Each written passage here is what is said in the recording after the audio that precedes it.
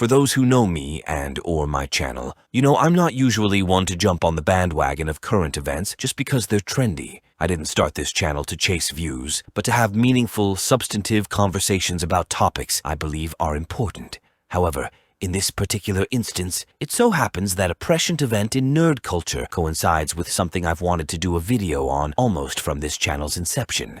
Something that's been on my mind at least since the last Star Wars sequel trailer dropped back in 2019. I recall listening to people commenting on the scene where Rey heals Kylo Ren with the Force going, "That's not how the Force works." But what really irritated me was when one guy who'd clearly never experienced anything of Star Wars beyond the original trilogy said, and I quote, "We've never seen a power like this in Star Wars before." To which my instinctive, guttural reaction was to literally shout at my screen, "No, you haven't seen it before, because you've only experienced a whopping 1% of the franchise."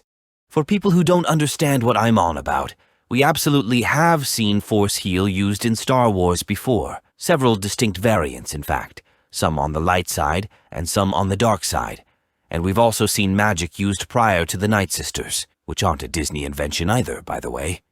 Sorry, I'm getting way off topic. It just drives me up the sardine wall when tourists want to come in and lecture me about what is and is not, or what has or has not been previously established in lore. If you haven't already caught on to where I'm going with this, Games Workshop, the company who owns Warhammer 40K, recently tried to say that female custodies are not only a canon thing now, but that they've secretly always been. Now, it doesn't surprise me that GW of all companies is trying to pull a stunt like this. Their two biggest shareholders are BlackRock and Vanguard, after all, but the point I want to make off of the issue is that time and again we see what were niche, obscure, safely culturally irrelevant nerd clubs scooped up by megalomaniacal corporations and turned into just more shallow product skins to sew into their fiscal and political agenda sales. If you don't know what that means, in essence, large corporations buy up and forcibly democratize franchises with relatively niche appeals, D&D, Marvel, Star Wars, 40K, etc., in order to appeal to a wider audience, and in so doing completely strip them of all the core components that made them unique and interesting, and hence valuable to start with.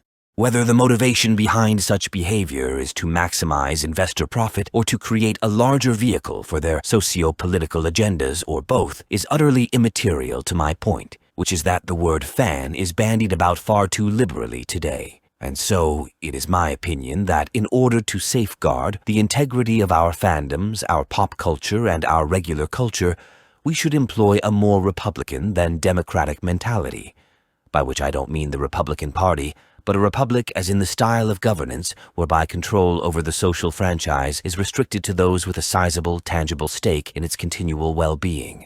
I.e., if you want the right to vote, you need to be a net taxpayer. Likewise, with fandoms, you should only get to call yourself a fan of something if you're at least, say, and I'm just pulling a number out of a hat here, 50% invested in all that franchise has to offer. To use my previous Star Wars example, you don't get to say you're a Star Wars fan unless you have a working knowledge of the expanded universe. If you haven't played the games or read the comics or the books, if you can't tell me what a Zabrak or a Twi'lek or a Togruta is, if you can't tell me when the Battle of Ruusan happened, if you don't know what the Star Forge is, then you don't get to call yourself a Star Wars fan. In my mind, the movie casual calling themselves a fan of Star Wars is like me saying that I'm a football fan because I watched the Super Bowl with my dad one time when I was 10. You see how ridiculous that sounds? Likewise is the case for 40K, which is why you'll not hear me say I'm a 40K fan, or a Marvel fan, or a D&D fan. I've played the latter exactly once. I can count on one hand the number of non-Star Wars comics I've ever read, and the only reason I know 40K even exists is because of the lore gurus on YouTube. I suppose if I were to sum up my thesis on this whole ordeal in a word, it would be, everything is not meant for everyone, and everyone is not meant for everything. We need to stop pretending that exclusivity is an inherent evil and just accept that nerd hobbies are niche and obscure for a starting reason. It's also not a coincidence, in my view, that these spaces are also almost entirely male-dominated and male-oriented that are now being diversified to include women.